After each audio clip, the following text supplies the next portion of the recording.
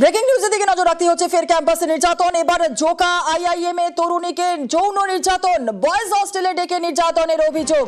আরো একবার আপনাদের জানাই, ফের ক্যাম্পাসে নির্যাতন, এবার জোকা আইআইএম এ তরুণীকে যৌন নির্যাতন, বয়েজ হস্টেলে ডেকে নির্যাতনের অভিযোগ। আরো বিস্তারিত জানাবে আমাদের সঙ্গে রয়েছেন আমাদের প্রতিনিধি অমিত সরকার। অমিত, কি জানা যাচ্ছে? হরিদেবপুর থানাতে গতকাল রাত্রে একজন তরুণী অভিযোগ করছেন যে তাকে জোকায় যে ইন্ডিয়ান ইনস্টিটিউট অফ ম্যানেজমেন্টের যে কলেজ রয়েছে, সেই কলেজের যে হস্টেল রয়েছে সেখানে তাকে নিয়ে গিয়ে তাকে সেখানে ডেকে যৌন হেনস্থা করা হয়েছে বা যৌন নির্যাতন করা হয়েছে, এই মর্মে কিন্তু অভিযোগ হয়।